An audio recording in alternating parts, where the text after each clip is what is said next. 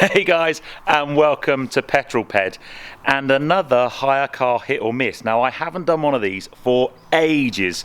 It's a combination of things really. I haven't had many hire cars with work. When I have had them, there's just not been the opportunity to film, and I've done lots of other cool stuff. But I've had this for the last couple of days because I had my office Christmas do up in Birmingham. It is a VW Passat estate, 2-litre diesel Blue Motion, quite an interesting car. So let's see how it does in hire car hit or miss.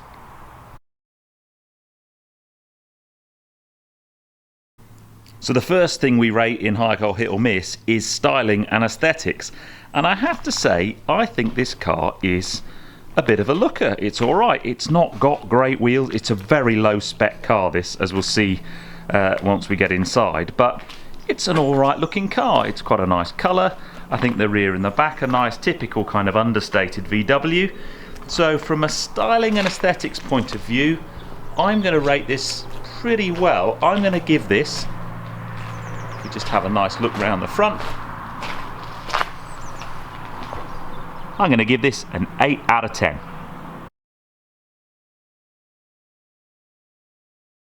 So what about equipment and technology? Well, you get in this car and you kind of start to get excited when you look at this screen. You think, oh, fantastic.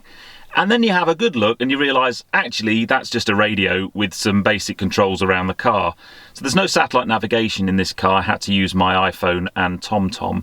I could pair my phone quite easily with it, which is always something that's useful to do when you're in a hire car. And the radio, it's got a DAB radio, so that's all good.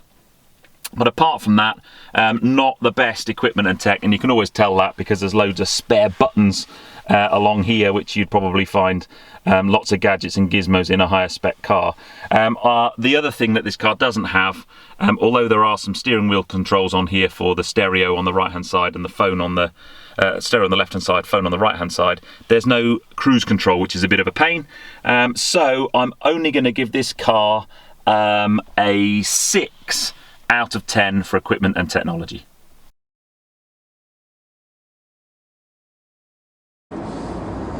Okay, so what about comfort and driving position? Well, I've been in this car for 2 reasonably long journeys, and I have to say I've got a num bum. These seats aren't the best. It's not particularly supported, but it's quite hard, so I've got a num bum, which isn't great.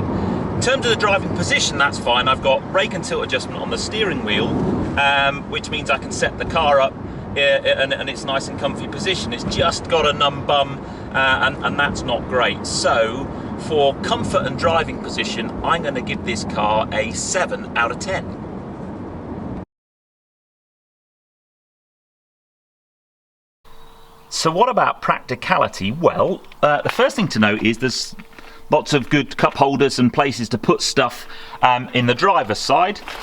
In the passenger side, although I didn't ride in here, there's plenty of room there. I've got my seat right back and there's loads of room in there for at least 2 adults and a middle seat passenger.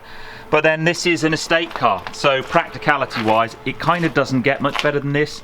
There is a huge boot in here with a sort of sliding parcel shelf on the top, and the other thing it's got, which is always good, is it's got a proper spare wheel. So I'm actually going to give this car, for the first time, a 10 out of 10 for practicality.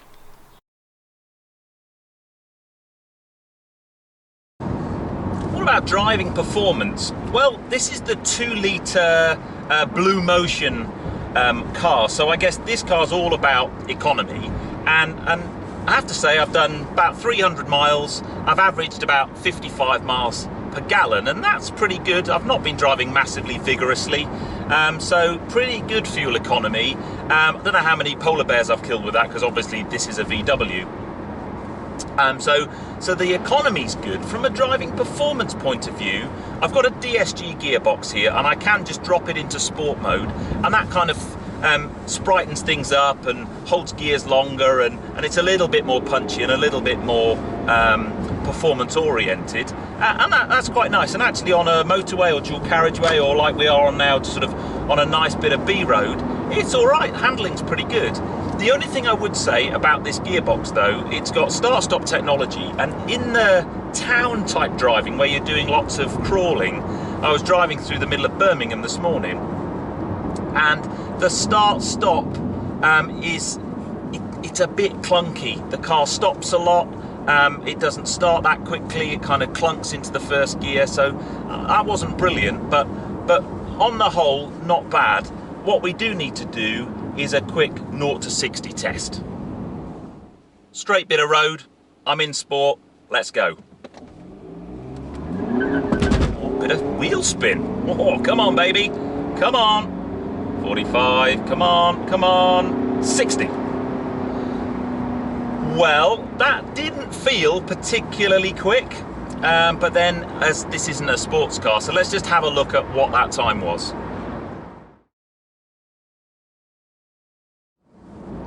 Well, as I thought, that's not going to set the world on fire, that 0 to 60 time, but I guess that's not what this car's all about.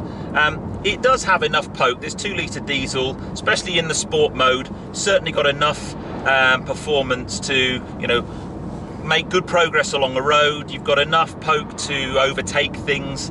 As I said, it's not a performance car by any means, but it's an enjoyable drive. You can, with this DSG gearbox, manually change the gears. You just basically move the gear lever that way, and then you can move up or down.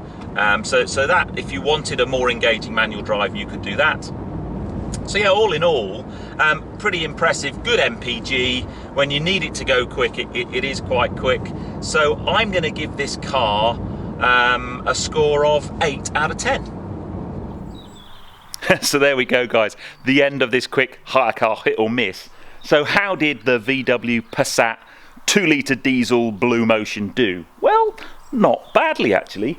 It kind of lost points because it's quite a low spec car, this, so you know, the kind of equipment and technology really isn't very good. But then it's very practical and the performance was pretty good. So I've added up the numbers, and this car comes out with a grand total of 38 out of 50, which isn't a bad score actually for hire car hit or miss. So anyway, I hope you've enjoyed this short little video. If you have done so, give me a thumbs up. Comments below are always welcome. And if you haven't done so already, please subscribe to Petrol for plenty more content to come. Anyway, you take care, guys. Drive safe.